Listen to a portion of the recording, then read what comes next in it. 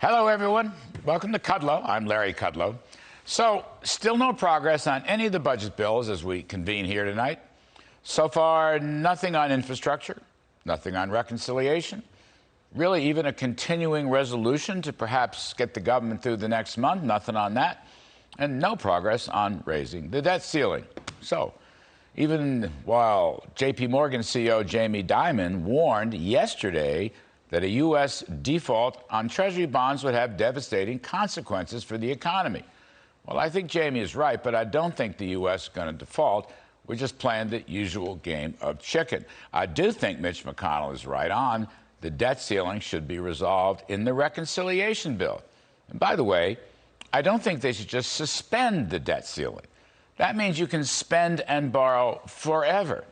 There's supposed to be a limit extending to a date certain. And a good debt ceiling solution in the past has always included a spending limitation provision. Think we'll get one now? Think again. It's kind of interesting to watch the Democratic Party tie itself up in knots. The way I see it, it's really a hammer and tongs nuclear warhead battle between the left and the far left. We're talking mutually assured destruction, and I confess I'm kind of loving it. And I hope the left and the far left just blow each other up. It's not personal. It's just, save America. Kill the bill. Kill all the bills. Now, it doesn't look like Speaker Pelosi has votes for anything in the House. So there probably won't be an infrastructure vote tomorrow as initially promised.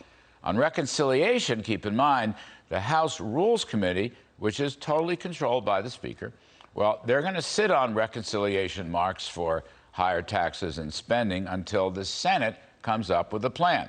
And then they'll negotiate. But the Senate is not coming up with a plan. The two most important Democrats right now are Senators Joe Manchin and Krista Sinema. Bernie Sanders, he may be bellowing that he's already compromised from $6 trillion to $3.5 trillion. But in fact, Joe Manchin has already said he wants $1 to $1.5 trillion. Now, many observers think the White House must Manchinize their plan. In other words, a big downsizing of both spending and taxing. And Senator Sinema has said she's opposed to the corporate tax hike, my kind of gal. Senator Sinema apparently was in the White House 3 times yesterday, meeting with the president and various other officials. And today, apparently, White House officials visited Senator Sinema in her office. All right. But so far, nothing. So we're going to play it a day at a time. It's the best we can do. Perhaps we'll get an update from our next guest, Senator John Barrasso, who is a key player in the Republican Senate leadership team.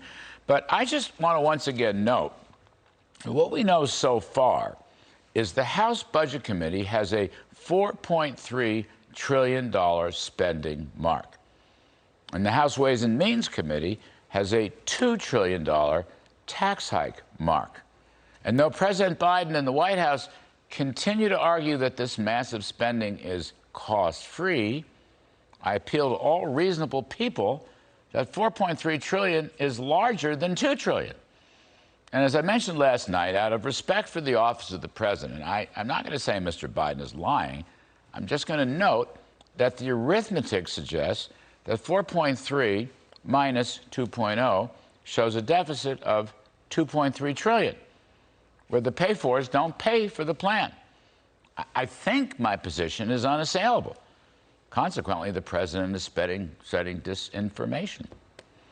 And finally, Manchinizing or not, I still say save America, kill the bill. In fact, kill all the bills. We don't need this. This is not good for the economy. It's not good for the country. Save America, kill the bill, kill all the bills. That's my riff this evening.